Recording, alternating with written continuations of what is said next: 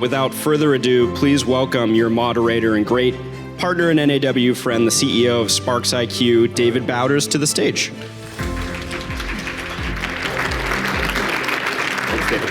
Thank you. It's great to be here at NAW, and I'd like to introduce a couple of panelists that we're going to bring on today. First, George Vorwick. George is the CEO of United Electric, and also Steve Whitaker, who is the Vice President of Strategic Pricing for Rexel. Come on up, guys.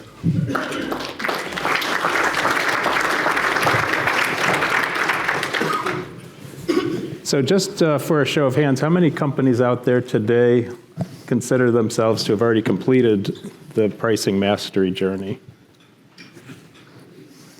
Okay, so this should be an interesting discussion today. These guys have been around the track for decades, really, but relatively recent to strategic pricing. George, give us a little bit of overview on your company, what you've specialized in over the years, and how you got to this point. Sure. Well, I'm the CEO of United Electric Supply, and we're an electrical distributor. We're an ESOP, and we're headquartered in Wilmington, Delaware. We're about 350 employees, and our locations are from Rochester, New York, down to Culpeper, so just a few miles from here. And we are primarily focused on, our biggest part of our business is commercial construction, but we do have a pretty strong OEM group, so we do automation, building automation, and we have a UL panel shop. That's great. Steve? Yeah, I'm Steve Whitaker. I'm with Rexel. Been with the company 34 years in various roles. The last 8 or so have been spent specifically focused on pricing. Our company is pretty large, U.S. and global. We got about 600 locations roughly in the U.S. 4 different ERP systems making up most of that, which makes it a challenge from a pricing perspective sometimes. But we have pretty much a broad base of customer. It's commercial construction, residential construction, a little bit, certainly we have automation team, similar to George. We've got panel shops, we've got advanced services groups that do a little bit of everything, kitting and custom work. But overall, it's a very broad customer base that we work with. I'm just curious, how many salespeople do each of you have inside and out? We're inside sales, counter sales, and outside sales somewhat over 100. 100, okay, Steve. And we're about 6,000 employees in the U.S., and about the sales teams between inside, outside, counter, probably somewhere around 3,000, 3,500. And how many of those employees would you say have pricing authority? All of them. Everyone. So this is sort of how we're going to dip our toes into the pricing challenge. So I think one of the things that we see in pricing is the amount of complexity, typically thousands, tens of thousands, hundreds of thousands, millions of SKUs, thousands, tens of thousands, or even hundreds of thousands of customers. And then we have, by virtue of that, millions or hundreds of millions or even billions of pricing permutations. And what we're really talking about is how do we make sense of getting paid the right value in millions of combinations using dozens, hundreds, thousands of people at the front lines who have the ability to make pricing decisions. And it's interesting in distribution because it's such a thin margin business. If you look across most of the core verticals of wholesale distribution, it's typically about a 4% operating profit business. Obviously, there are companies in the room here that are doing much better than that. Specialty distribution often carries higher profitability. What's been striking to me, I've been doing this now for 30-some years, is just how much of the value created by distributors gets dissipated because of complexity and because of how this human pricing dimension plays out. And you think about some of the companies that have dedicated themselves to the pricing journey, they're earning every year 2 or 3 years worth of profit each year because they've dug into this complexity problem and this behavioral problem. So what we're going to talk about today is kind of both of those threads, the analytical side of it, managing complexity, cracking complexity, and then also the behavioral side of it. So we have a few topics. We're going to just talk a little bit about some of the roots of strategic pricing in terms of where does the opportunity come from. But then we want to especially dig in with these guys who have been in the business for so many years, understanding both the analytical and the behavioral dimensions of it. So just a little bit of background in terms of how the journey to pricing excellence works. As I mentioned, there's both an analytical aspect to it and also a behavioral aspect to it. And so as you think about how mature your organization is in strategic pricing, there's some useful markers along the way in terms of thinking about, what structure do you have in place? How have you deployed analytics to get away from, let's say, intuition and how people have gut feel about what the market will bear, which we hear a lot of that, and we'll talk more about that. How do you put in systems of control that make sure that when people do have pricing authority, that there's guardrails and that you're not forfeiting the major value that your company creates? And then over time, how are you driving adoption of these types of tools? Because adoption is really where the rubber hits the road. It's the last mile of capturing value in the marketplace. And then, of course, in the long run, companies that are really committed to this develop a much more value-focused culture. They get away from the culture of haggling and discounting with their customers. They build relationships based on value, and they become a healthier organization as a result of that.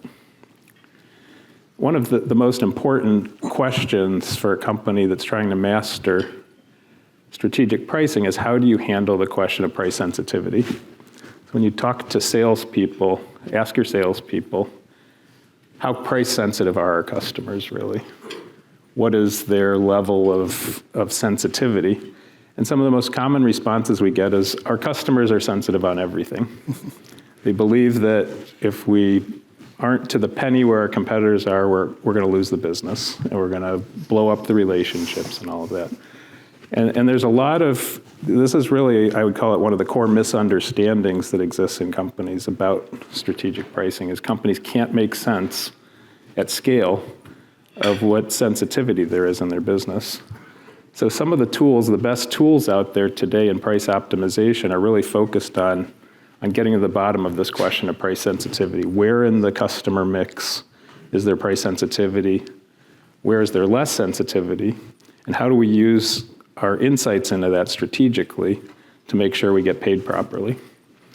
And so there's always going to be criteria that buyers have. This is what we call a buyer-centric approach to answering the question of price sensitivity, is really looking at what do buyers tell us. This will be an interesting exercise for each of you if you haven't already done it. Ask your buyers what makes them price sensitive. I know it could be an interesting conversation, but try to become buyer-centric in the way you think about it, because a lot of tools out there in the market will focus on things like velocity pricing or things that are very, really internal to your company. But if you start with a buyer-centric approach, you're going to be much more effective at having a good pricing strategy. And there are a lot of attributes in data that we can learn, we can train models on, that help us to really understand where in the market mix is there price sensitivity. Another useful dimension for thinking about price sensitivity is the distinction between planned spend of a customer and unplanned spend. So in a lot of the businesses that are represented here, there'll be a portion that lends itself to central purchasing, that lends itself to careful comparison of prices, and there'll be another aspect which is our hair's on fire, we need to get the product right away, and work is going to stop if we don't have those products. And distinguishing between planned and unplanned spend can be a really important attribute. In the construction industries, for example, over half of the spend in construction, we know this, our company owns purchasing platforms for buyers who buy between contractors and distributors. Over half of the spend is needed in less than 48 hours. Over half of that is needed in the same day. And so you start to think about price sensitivity from a time dimension. There's a major aspect there as well. Another big part of understanding the strategic pricing opportunity, I talked about this idea of planned versus unplanned spend. If you think about a customer's market basket as a funnel, there's products at the top of the market basket which are highly price sensitive. These are the products that are bought frequently and high dollar values. They're repeatable, they happen day after day after day. They're part of the planned spend of a customer. Those products really lend themselves to what I'd call account management activities by salespeople. That is, we want to know what our customers' most important products are. We want to manage the pricing of those carefully. If we're in industries where vendors provide cost supports, we want to use our vendors' money to make sure we're super competitive on those products, because that's how we acquire new business and how we anchor our position with our customers. But there's this whole other piece, and we show it in this graphic as kind of the tail spend of a customer. This is typically unplanned spend, and it's the least price sensitive part of the mix. So if you think about a smart pricing strategy, I'm just going to grossly overgeneralize. If you want to be growing faster than the marketplace and be more profitable than your competitors, you have to be better at understanding the distinction between these two categories. So you have to be especially aggressive on core product pricing, hopefully using your vendors' money to win that side of the puzzle. And then you want to have premium pricing on the tail spend, which is less price sensitive. A sales force that doesn't understand this or doesn't deploy this does peanut butter pricing. So they don't distinguish between the top of the basket and the bottom of the basket, which means they're overpriced commonly on the top of the basket and underpriced on the bottom. So the consequence of that is the worst of all worlds. It means slower growth because they're overpriced on the top, and it means lesser profitability because they haven't made it up on the backside. So those are just some of the foundational dynamics of pricing that every company in the room, if you've got thousands of products or more, thousands of customers or more, millions of permutations, planned versus unplanned spend, you have this basic dynamic. And what separates the 4% companies from the 8 or 12% companies, what separates platform companies from acquisitions in some ways, besides scale, is their mastery of this basic dynamic. So that's what we're going to really dig into with these guys is how do you start to conquer this foundational problem in distribution? Distribution doesn't have to be a 4% business. It can be much greater than that, but it depends on mastery of this pricing topic. And really, this is like the distinction between predators and prey. If you don't master this, you will be on one side or the other of this equation in the industry because of the impact on profitability. So when we talk about what's it worth to systematically and scalably master this distinction of price sensitivity, to push past the gut feel of salespeople and peanut butter pricing, it's typically worth at least 200 to 400 basis points on revenue, or $2 to $4 million per $100 million of revenue. Commonly, it can be worth much more than that. These are fairly what I would call mediocre performer types of results. But just in terms of framing, why should you care about this journey? Why should you commit to mastering it? It can double the profitability of your company. And if, depending on your exit strategy, obviously enterprise value is closely related to EBITDA. And it also relates to whether if you were exiting, you would have a platform multiplier versus a bolt-on multiplier or fold-in multiplier. So this is the last chart that I'll talk about. I was talking about this predators and prey phenomenon. And here we're just showing a simple plot of a handful of companies that we've worked with at SPARXiQ. We've worked with probably almost 1,000 distributors by now over the years. This is just showing a whole bunch of distributors and their adoption of strategic pricing. So what we're showing you is on the horizontal axis, what % of their revenue did they get their sales teams to actually follow through and use the tools versus how many basis points, how many margin points they were able to generate. And you can see there's a really strong correlation And really, a big part of what we're going to talk about with these guys is what makes somebody in the upper right versus the lower left. What are the traits of performance beyond the analytics? What are the change management, executive support? What's producing outsized performance that leads to being more of the predator and less of the prey in this ecosystem? So I'm going to start in with a bunch of questions, and I think, George, just tell us a little bit about what was strategic pricing. What did it look like? What did pricing look like at United when you first got started? What was the prior state? Yeah, well, I would like to say that, we definitely invested in pricing. We were a much smaller company then, but we had a full-time person that did nothing but pricing, and we were a little embarrassed to say this, but we were damn close to a nonprofit organization at that time. And the team, there was always friction between us, the sales team. I was on the sales team then, and this pricing person, which people referred to as the pricing German soldier from World War II. And Colonel Klink. he would send out nasty grams to everybody, and it was always, well-intentioned.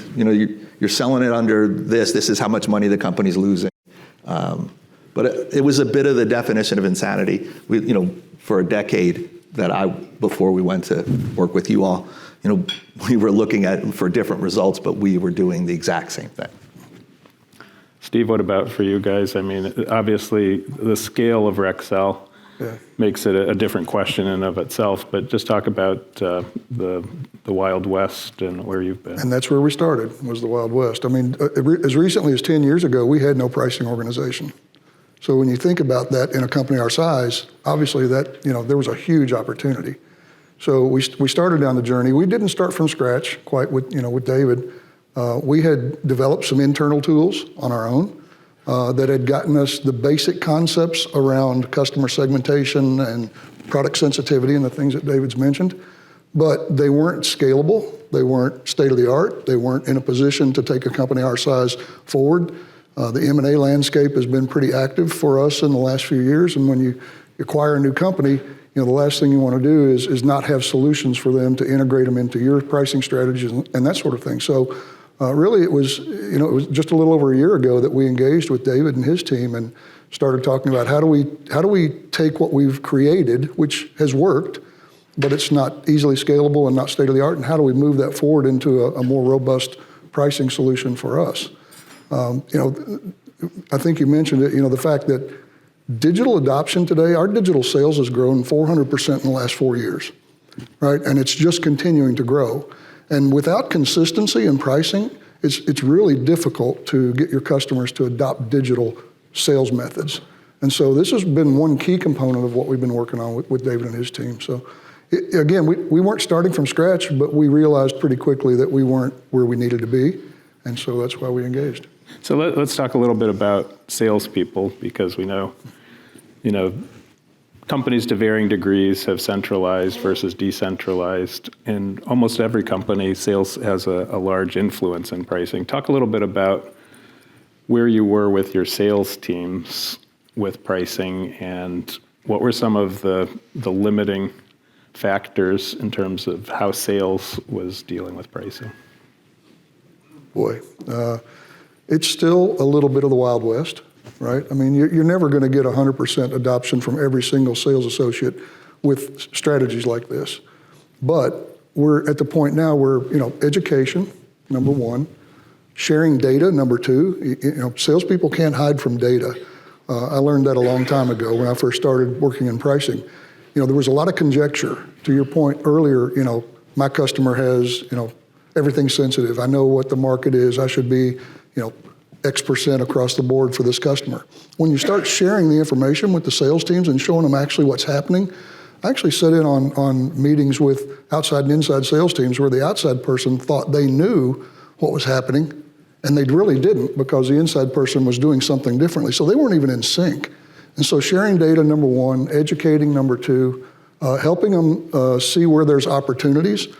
Word of mouth is a huge thing in our business. Once you start helping some salespeople be more productive and more profitable. Others want to get on board. And so that has a lot to do with the progression of getting them to adopt the pricing as well. George, what about your sales teams?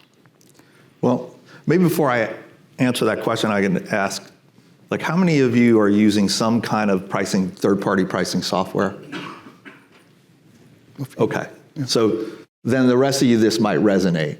You know, our sales team, it was bid by, customers would call, people would make their best guess. They would share that they know their customer better than everybody else.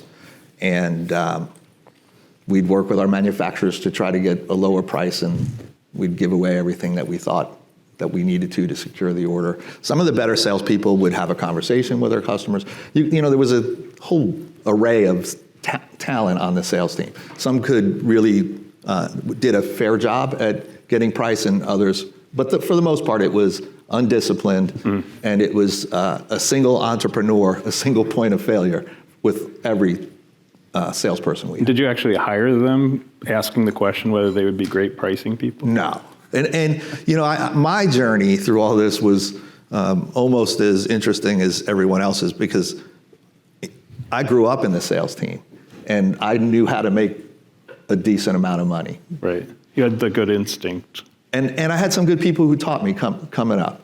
But I never focused on that as a sales leader. I focused on growth, and I also focused on efficiency, because I thought the money we are making, we can't waste it that way. So the journey I took to learn about pricing and pricing strategies, it changed my entire thought process. I have to say, what was interesting to me, and we've talked to, again, hundreds, if not thousands of sales teams over the years, is what a high percentage of sellers actually believe that pricing is a core part of their job. They actually believe that they are pricing managers for their book of business. And so that's a really important question to get at in your organization, is how does sales feel? What do they believe their role is in pricing? If they believe it's core to their job, that's a really big fact. And you need to have a strategy for saying, okay, first of all, is that appropriate? Can they actually master, you know, thousands of permutations and understand the dynamics of all of this intuitively, which I think the answer is obviously no.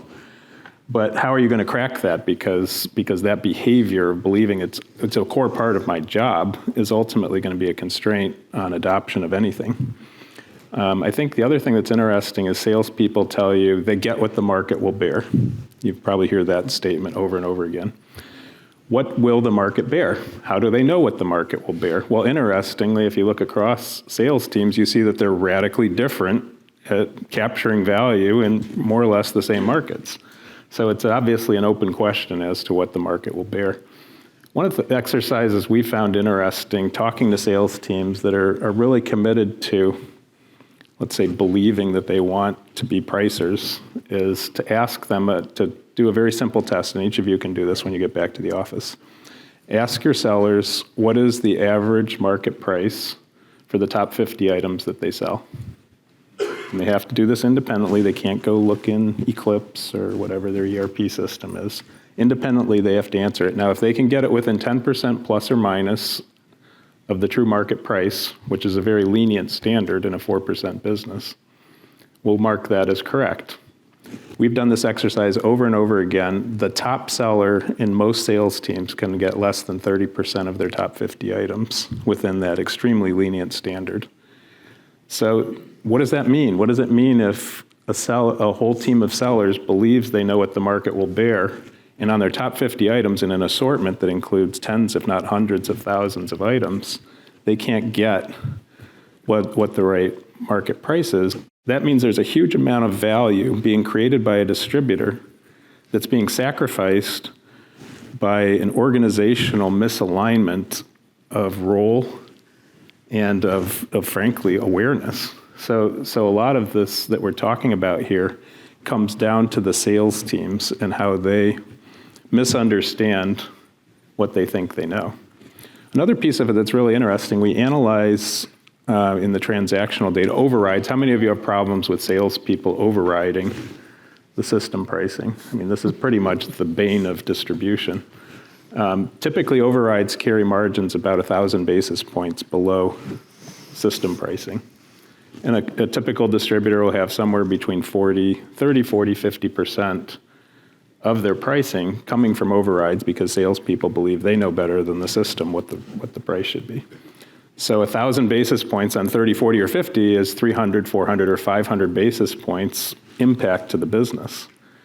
It was interesting. We once, just about 18 months ago, we showed up at an electrical distributor's offices in Dallas, Texas. We were in town for a conference, and we decided to go drop in on one of them. This distributor had really puzzling numbers. They had 90% override rate. 90%. And we just that day, because the pricing person was there, we were dropping in semi-unannounced. We got to meet with the head of customer service. And I said to them, what the heck's going on here? How do you end up with 90% overrides? And they said, well, we're quoting all the time. We're quoting all the time. And I said, well, but what percent of those quotes are competitive quotes? And he said, they all are. I was like, you really believe that every time somebody asks you for a price that they're competitively shopping this? Now, because SPARXiQ owns a buyer platform in the same industry, we have a platform that does commerce between buyers and sellers. We know from that platform what percent is being multi-sourced, multi-quoted. And what we found was about 10% by volume and 40% by dollar value was actually being competitively quoted. So what does it mean when customer service believes that every quote is a competitive quote, when in fact less than half of that is? It means that about 400 basis points is being sacrificed in value capture because of that basic misunderstanding between what's really going on in the business and what isn't. And sadly, that, I'd call it the stricken enterprise value. This company sold less than a year later to one of the big nationals, and now that national's folding that book of business in and unlocking that value.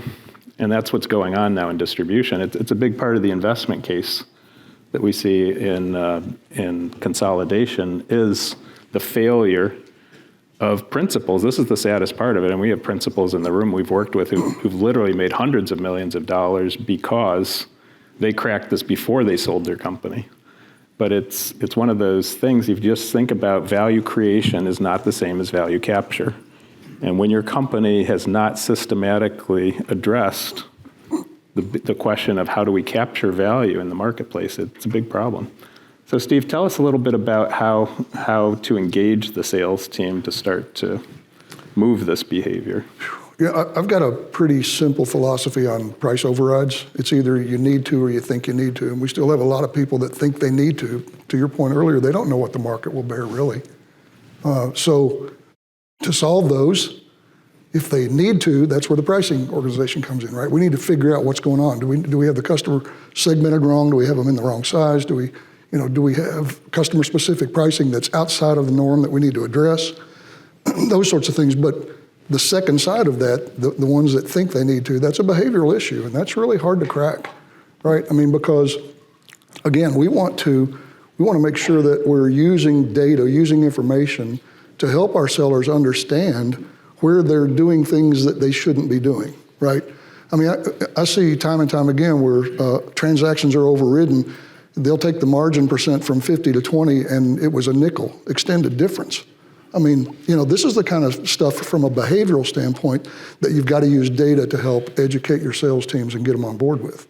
But if you can't do that, it really makes it difficult to implement these types of solutions because, again, adoption is critical. It's the key to success with any sort of pricing implementation. So education, sharing information, holding them accountable as much as possible, and then again, sharing with them why the need is there. Again, digital adoption, all the things that we're working on from that perspective. If the pricing isn't right in the system, the customer's going to have a bad customer experience, and our goal is to make a good customer experience. Yeah, one of the things we know when we look at the override data, we like to dig in and mine them. And what you would expect, the usual sales statement is that I was overriding because the market wouldn't bear that price. And so we look at what were the margins on overrides, right? If they were caused by market forces. There wouldn't be any particular, let's say, misrepresentation of certain values. Instead, we see over half of overrides carry margins with zeros and fives. What does that mean? That means people are basically saying, I don't like the system price. I don't know what the market price is, but I'm going to put a margin on it that is ending in a 0 or 5. And so you have this whole lore around what's going on. And it sounds like it's, inconsequential when you think about one transaction or another, but when you scale that behavior, you start stripping out a lot of value. George, as you think about it at United, what is the key to making progress with the sales team at unwinding these bad behaviors and starting to capture more value? Yeah, well, in our journey, the first thing was you helped me, your company helped me to see, I was pretty skeptical because we had a pricing person. And I brought him to a seminar with a few other people, and you put up a graph that showed the typical distributor and how they're overcharging customers and undercharging customers. And I'm looking at that, I go, that can't be us. Mm-hmm. And before we even got started, I asked if you would just at least run that and ship. And you're like, I don't have to run it. We had this argument. I was like, will you please do this? And so we indulged. And you did. And I looked at it and I was like, damn, it was exactly the same. And so there was no real discipline. All that meant to me is all the time and effort we'd been putting in this, really, it confirmed that we were not successful at pricing. And so I went around and talked to our sales team, and they took great pride in the fact that they were masters of pricing. And so I had to figure out how to break that. And we've all been through change management, right? And you know what to expect. It's going to be hard. At some point, you're going to have to make a stand. And if it's really important to you, you might have to tell people you're willing to let people go work somewhere else, right? So this is all the stuff you got to get ready to do. And so typically of what we do for change management, I went out and tried to plow the field a little bit. And it was talking about, I first started asking questions about, how much do our customers know about our pricing? And they thought our customers were masters at it. And I was like, well, how good are you at pricing when you go out in the world and you're spending your own personal money? And they said they were really good at it. Mm-hmm. So then I asked them, what's the cost of a gallon of gasoline? Mm-hmm. And of course they know, right? It's like, good, that's a good one. And then I was like, well, how many of you buy your gasoline? And in the Northeast, Wawa's, that's where everybody gets their gas now. And then you go inside and get a cup of coffee and whatever. And I was like, who eats Slim Jims? And disgustingly, half the people that we work with eat Slim Jims. And so I was like, what is the price of a Slim Jim? Nobody could answer. So they're like, well, wait, how often are you buying this? Well, a couple times a week. So you're buying something a couple times a week, you don't know what it is. That's disgusting. Yeah. So it was this idea that I had to break this whole notion that they were pricing masters. Right. And so we talked a little bit about how, your pricing mastery is in a position where we're at the lower quartile of gross profit in our industry. We have a report that we all, a lot of companies in our industry will send our results into our association, and you get something back that is kind of benchmarking. Yeah. And so this was the beginning of our journey. I think one of the interesting things too is just getting to the bottom of some really important questions, like what % of our revenue is currently system priced versus overridden? And how does that vary across, one of the questions we'll get into here is how much better can you get, right? Because, everybody realizes you don't get to start with a clean slate. You've got these sellers, many of them have been around decades, although probably half of them will retire in the next 5 to 10 years just based on demographics, and will be replaced by digital natives who prefer to do business in a less, let's say, Wild West way. That's an important demographic fact. But as you think about the KPIs, measure how their margins. I mean, margins is kind of a poor proxy because salespeople have different market mix, different types of customers. They have different sizes of customers. They have different product mix within their customers, project versus non-project, things like that.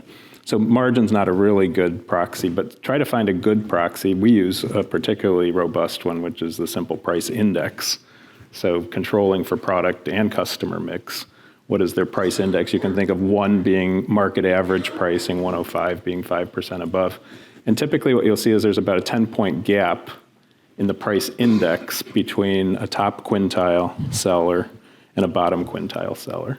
So that starts to, if you can get to that number, that tells you, how much is this undesired variability of seller performance costing your company. And typically, depending on that, you might be able to move it by 1 or 2 of those quartiles, the average value, or quintiles, sorry. So that's an important, is actually establishing a metric of how you're doing, understanding how much variability there currently is in that metric, and then thinking through if you can start to shrink.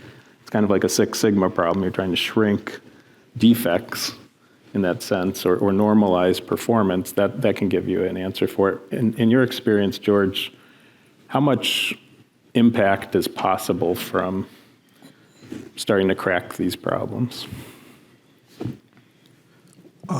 We just think like basis points. Yeah, well, we picked up a couple of points on our through stock business, but it's all over the place. That's everything, right? Sure. And but we've more than doubled our net profitability since we've been. Now, there's a lot of things that went into that, but I can tell you we would never have gotten that far without having a discipline around pricing. And Steve, what are your thoughts? It's so interesting for somebody like Steve because he's effectively operating a portfolio of businesses.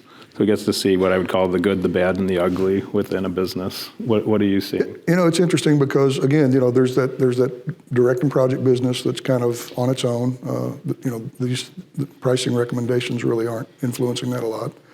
And then we kind of dig down into that flow goods, the warehouse business, and say, okay, what portion of that is really probably possible to impact, right? We call that our net revenue in play. And ultimately, when we get to that number, what we're seeing is we're still seeing, we're fairly new with SPARXiQ, only a little over a year into it with one region at this point. But what we're seeing is the adoption is remaining pretty high compared to what we were seeing prior to the implementation. So that's a positive. The overrides are still there. So that's an area that we still have to address. But the difference between, the margin rates that we were experiencing prior to implementing the strategic pricing, it's a few hundred basis points, on the business that's actually flowing through those pricing recommendations. Again, the overall, when you pack that into the entire business, it's potentially 100 to 150 basis points, I think. So as you think about what can executives do, what role does executive support and kind of sponsorship, what role does that play in moving a company from, let's say, the lower left of that chart towards the upper right? George, you want to kick that off? Sure, it's huge. When we first implemented the pricing strategy, that I personally would send emails to the sales team every day. I would look at all the overrides, and I would look for 0s and 5s. And I was like, what are you doing? And please explain to me what you're doing. And they would say, well, was it cost competitive? I was like, did you even try quoting it? Let's leverage some of our relationships. So it was huge from that standpoint. So that the whole company had to know that this was an initiative that I was championing and that we were going to adopt this. And over time, we implemented quite a few strategies to help make it easier, but we were tracking it from the beginning. And then I suspect later on, I'll share more about what we've done and what we're continue to do. Steve, how do you guys think at Rexel? Obviously, very big, fairly decentralized company. What role does executive? Again, George is right. It's critical that senior leadership is on board across the entire organization. We have a steering committee. I sit on our CEO, our CFO, our COO, our VP of strategy. That team is really responsible for making sure that we're all aligned on the strategy of what we're trying to accomplish, number one. And then that information is disseminated down through our regional structure. So we have region presidents, we have region pricing teams out in the field. Everybody has to be aligned. Everybody has to be on the same page or it doesn't work. There can't be pocket vetoes within your organization if you're going to try and implement something like this. It's got to be everybody's on board, everybody's rowing the ship the same direction. And We have weekly meetings with the SPARX team on our progress. We have monthly meetings with our steering committee. Once a quarter, I actually send it up to our group in Paris. So the communication is there. We're showing what we're doing, the impact it's having. But it's absolutely critical that everybody's on the same page. So if you think about what's holding companies back from the journey, I think a lot of it comes down to the sales team. A lot of it comes down to the fear of the sales team that you're going to chase away business. Talk a little bit about the customer blowback that you experienced directly attributable to pricing actions. George? Sure. I'll just address, I think part of our journey was helped by me coming up through the sales team. Because I was pretty adamant when I was talking to our team that we're going to turn this up until we start hearing people scream. Squealing, yeah. Yeah, and I think a lot of the fear is we're going to lose customers. I was like, no, we will lose orders, which we won't lose them for long, but we will not lose customers over this, right? So we got zero blowback in the beginning. Like, in fact, it was even better than that. We do quarterly. We were doing quarterly customer surveys. We were using Net Promoter, and inevitably there was people who were always angry that I call Jim, I get this price. I call John, I get this price. I call Sally, I get this price. And what are you doing? And all of that stopped. Because of the consistency. Because of the consistency. And we've implemented this a very long time ago now. Probably a decade, I don't know. Yeah, I think it's about 10 years. And we continue to do customer surveys. We don't get feedback on price. It's only usually the salespeople who complain, I think. Steve, what about you guys? It's so I look back. I sat in on a customer council. It's been a couple of years ago with some customers, and one of them I was sharing some information with, just talking, and he said, this particular branch that he does business with, he said, you've got four people inside selling. He said, but really, only one of them knows what the hell they're doing. I said, really, who is it? And the guy with the highest overrides and the lowest margin, right? Because he was the customer's best friend, right? So moving away from that. His personal shopper. Exactly. I mean, moving away from that, what we've seen since we've been implementing strategic pricing is very little pushback, to your point. I mean, it's almost scarily quiet. So it's kind of scary to think about how much value capture was sacrificed on, out of fear. I would call it misplaced fear of that. I want to open it up to questions. I know there's a lot of folks in the room who haven't mastered this, who aren't using any tools today. What kind of questions are out there? Anybody have a question? Over here. I'm curious if you have any input on best practices for pricing transparency, margin transparency. What do you show the field, right? Because you mentioned that 50 to 20, but it only being 5 cents. Mm-hmm. Sometimes it's the psychology of we're a low margin business, so we're gouging if it's 50. So how do you guys address the psychology of that? Do you show true margin? Do you do some smoke and mirrors? That's a great question. It is a great question. People do it every which way in our industry, and we've, as an ESOP business where I'll go around and we talk about our profitability to the employee owners. Everybody sees our cost. So the entire sales team. We've debated that back and forth, but that's where we've landed. So it's really very much educating on, every time you sell something at a low margin, you have to probably sell 100 things at a higher margin just to make up for that. But you are showing the margin. And we are showing the margin, and they know what our net profitability is. So it's part of transparency. It's part of the discussion, part of the transparency. Try to help them be better business people. Steve, what about you guys? Not exactly the same for us. We are.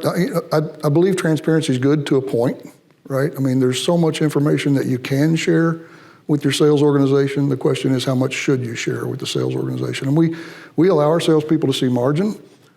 Is it, our gross margin? A lot of cases, not. So we utilize strategies on cost to serve and some of the other pieces of information that play into our pricing decisions. we use that information to protect margins where we can. Our salespeople, again, the ones that are focused on selling at a margin rate, if the cost changes downward because we did a negotiation with a key supplier, if we're not careful, we'll immediately pass it along to the market, and that's not the intention. And end up with fewer GP dollars. Yeah, absolutely. And we've had scenarios where that's actually happened in the past, and we've hopefully learned a little bit from that. But there's basically two levels of margin.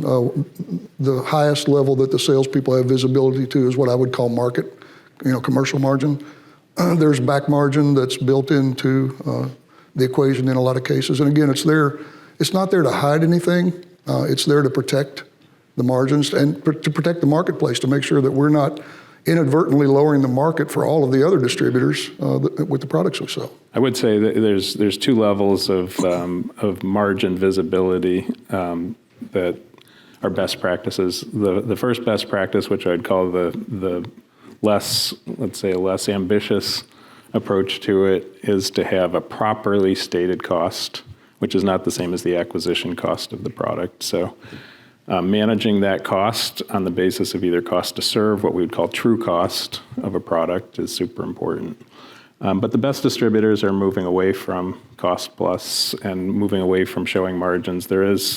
We believe there's probably 300 to 400 basis points difference in profitability of distributors who don't show margin at all.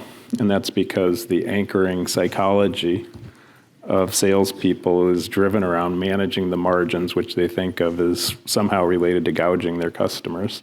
So if you can get to the point where you're managing deviation from system price as opposed to margin, like you could have green, yellow, red pricing as a common transitional point where you say, if you sell at this range of prices compared to the target, you're going to get a spiff on your commission. If you get here, you're going to get neutral. If you get here, you're going to get red. Anchoring them on green, yellow, and red as opposed to actual margin number is worth hundreds of basis points to a company. Other questions over here? Thanks. I was curious if you guys could comment on the relationship between carrots and sticks changing the cultural attitude of your outside folks, and does it change over time? Carrots and sticks. Yeah, that's a great question. Yeah. In the beginning, it was a lot of sticks. At some point, though, just constantly monitoring people is not a productive use of time.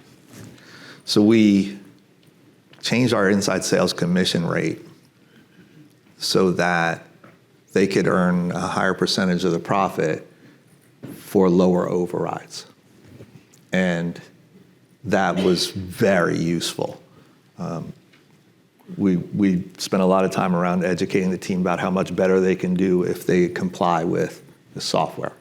And that really, I didn't have to monitor their behavior near as much after that. Steve? Yeah. The old motto of the beatings will continue until the morale improves doesn't really hold true for our sales organization. So yeah, to your point, George, a lot of it was based on incentives, making sure that they understood, number one, that if they adhere to the pricing recommendations, they will make more money, right? And that's sometimes hard to get into their heads a little bit, especially when they're the pricing expert. But making sure that their incentive, is based on doing, the right behavior, making sure that that you're providing that level of visibility to what's actually happening with their account package and their sales portfolio. Those are the things that can aid in that. But you'll have people that'll, go kicking and screaming. You'll have other people that'll be on board really easily. Yeah, and you always have the option of emailing their spouses their lost commission statements and things like that. Then they can decide on the sticks versus carrots, right? Yeah. Other questions? Fascinating discussion. Thank you. With the data and the decision making, you've thrown a strategy on pricing. How has that helped you on the sourcing side to have data and discussions with your suppliers to work that angle on the other side? Nice question. Steve, you want to start with that because you're in charge of both cost and price? Yeah, and I would say, I mentioned earlier we didn't have a pricing organization as recently as 10 years ago. We don't have a cost organization, technically.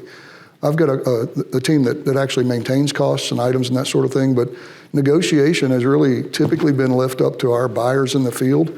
And quite honestly, procurement agents, they don't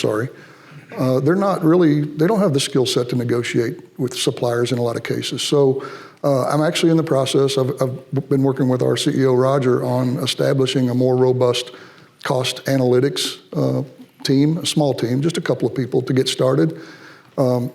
It's really interesting when you start working with suppliers, especially on a national scale for sure.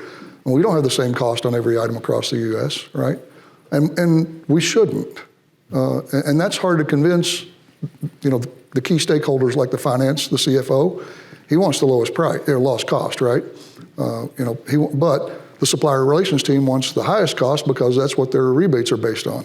And somewhere in the middle, the commercial team going, I need a cost that's market competitive. So when you've got multiple key stakeholders that are involved in the cost negotiation process, it's important to make sure you got a strategy to make sure that you're doing the right thing that services the entire business, not just any one piece of that. Yeah, I would say, our company does a lot of cost analytics as well. So we help companies understand variability in vendor costs and optimizing that piece of it. And what we see is the vendors have a lot of the same problems that we're talking about with distributors. So a lot of variability as we work with, dozens of companies across industries. We get to see, what are the variances that some distributors are getting versus others, and there is a significant amount of that. There was one other thing that Steve talked about that I think is important. That's the role of training and driving adoption, kind of outside the carrot and stick framework. How do we build up the skills of our frontline sellers to sell on value rather than be discounters or hagglers? We know that about 90% of professional buyers have been trained in the art and the science of negotiation.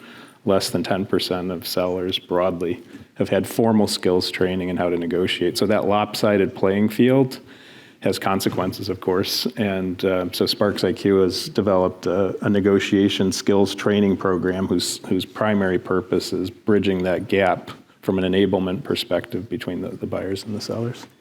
Other questions? How does what you've shared today apply to encouraging sales teams to pass on freight charges to customers? Now you're into a very rich topic.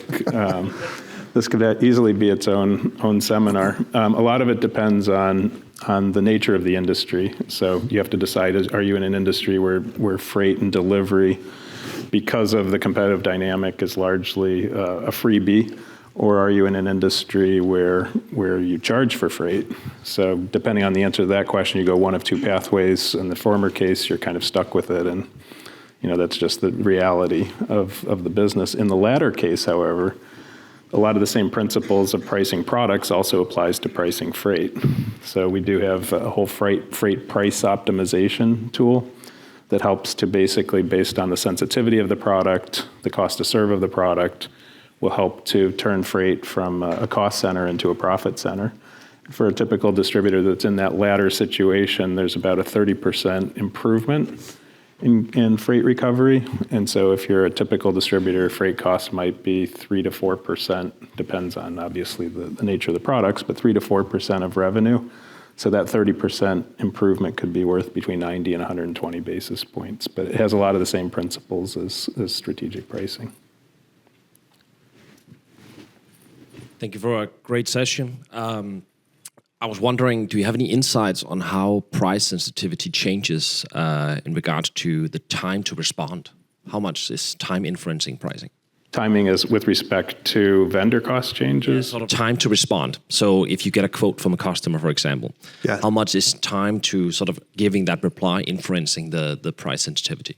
Oh, so what kind of a benefit is there to being quick to respond to an RFQ? If you reply in 5 minutes instead of 3 hours. Oh, yeah, this is the whole story, honestly. You guys want to talk about that? Speed is the most important weapon a distributor has.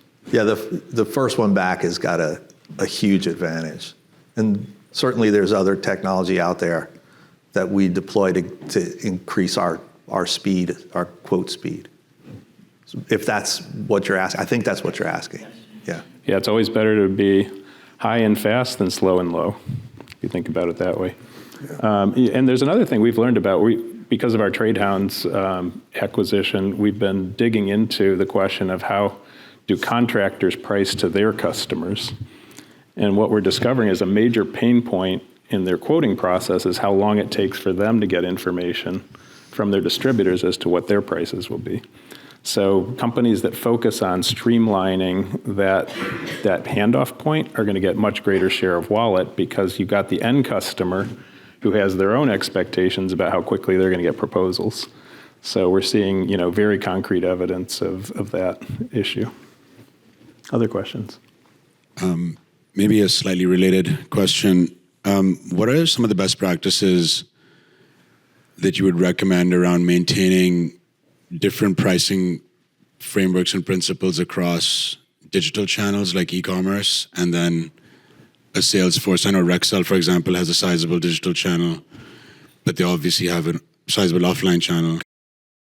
Talk a little bit about the price bands and the frameworks that for us that may apply across both. Yeah, I would just offer a general comment, and then I'll turn over to these guys. I mean, the first question a distributor has is, whom are they trying to serve with their digital platform? Are they trying to serve existing customers? Are they trying to attract new customers? What's the blend of business that you're really trying to address? Because that will affect, for example, how much of your pricing position is communicated front of or behind login. That's kind of the inflection point. So front of login, if you're going to have aggressive new customer acquisition, you're going to be relatively aggressive with your pricing front of login. Back of that, it's going to be more about managing your existing customer business. And in any event, what you don't want to teach your customers is that you pay a cost premium when you buy online, right? And so if you've trained your sellers to constantly hack things apart when people do business with them personally, you're undermining your own e-commerce adoption. I'll let these guys talk to that. Well, I think one of the keys for us in implementing a disciplined price strategy was to start to segment our customers.